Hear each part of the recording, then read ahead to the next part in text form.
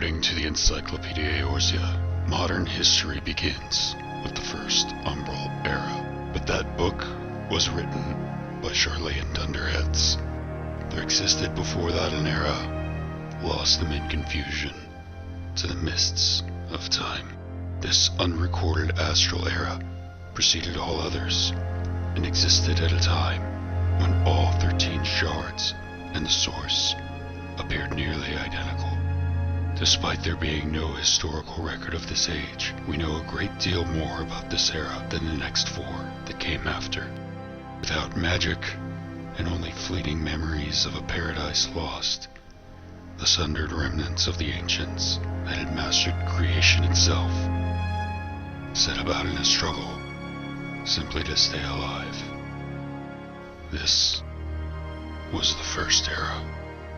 Roughly 12,000 years ago, Hydaelyn tore Zodiark and the world he had built into 14 pieces. We know that the only ones to escape the Sundering were 3 members of the Convocation of 14, Lahabrea, Elidibus, and Emet-Selch. How they managed to escape is a mystery, but we know a great deal about what occurred from their perspective, and from the impact felt not only on the source, but the shards as well. It must have been confusing, watching helplessly as the world shattered into this new, fragmented state. Still on the source after the Sundering, the trio looked out upon the tattered remnants of their home, and felt deep despair at what they saw. A despair that soon gave way to a deep rage. The vibrant spark of life that permeated all things had become pale and dull. It is unlikely the ancients were familiar with anything concerning travel in the rift, as there was nothing there, and a place best left avoided. Now, that had changed. Somehow, in some way, the 3 members of the Convocation of 14 decided to venture into the rift to see where the rest of the world had gone.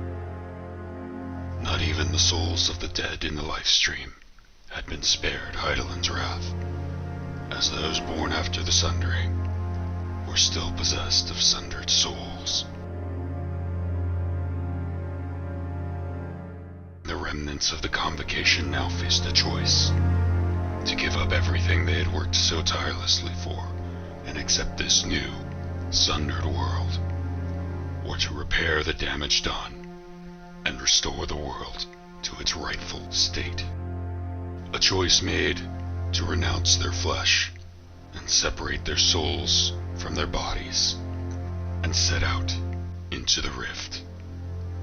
And so, the first shadowless ones, or Ascians, fled to a place between life and death, there to begin the great work of restoring their world. But they needed help. Having visited each of the shards had revealed that there were 14, including the source, but they were only 3. The first thing they needed to do was restore the Convocation. Being possessed of a uniquely powerful variety of soul sight, it is likely that Emet-Selch was tasked with seeking out the shattered remnants of the Convocation and restoring them to their former seats. So acute was his vision, he could make out not only the soul, the heart of life, but also discern subtle differences in the hue of each, telling individual lives apart. And by virtue of this transcendent skill, he had often been likened to a denizen of the underworld. Whether all the original souls were discovered, or others ascended in their place, is unknown. What is known is that one by one, the seats were filled. All that is, but the final seat, which would remain forever empty. And so, the new Convocation, the Ascians, each were assigned to a single shard to try and rejoin them to the source. On the distant shard of the 13th, Igyoram found her efforts to be too successful. It's probable that time dilation on the 13th caused time to move much faster there, resulting in a far more advanced civilization than that which existed on the Source. While the inhabitants of the Source had yet to discover fire, those of the 13th had begun employing Arcite to combat the primal threat they faced, absorbing their essence and trapping them in the stones. This was extremely successful for a time. Arcite did not prove to be the inescapable prison they had hoped. The aether of the primals corrupted all who held the stones, and one by one, the champions of the 13th fell. As darkness gained sway in the 13th, the Ascians watched as the etheric balance decisively tipped, and then toppled. In a cataclysm of darkness, all ether on the shard was burned away, leaving what life remained, starved and desperate for any ether to feed upon.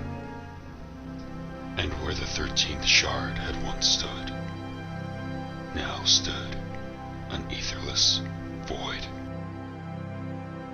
Before the shard fell, Elidibus spirited 2 of Heideland's champions away, Silva and Umkalhai. An interview with Koji Fox places Umkalhai's age between 6,000 and 20,000 years old, an age attributed to the time dilation effect on the 13th. The Ascians were horrified by the loss of the 13th, which had now become useless to their plans. It could never be rejoined, and through their own ignorance, they had condemned all life to be forever incomplete. I suspect that it was here they determined that they were left with no choice but to rejoin the rest of the shards and sacrifice whatever was left to restore those who had been sacrificed to summon Zodiark. Those left behind on the shards could never be saved, and as the 13th fell, they noticed an ethereal shift in the Source and on the other shards. It was here that they discovered there was still an etheric connection between them, and that a significant enough event on the Source could force a shard to rejoin. Now working in pairs to prevent another void, the Ascians set about testing their new hypothesis. And thus, while humanity on the Source huddled in caves, around fires, and painted on walls, the 5th shard was besieged by a torrent of wind.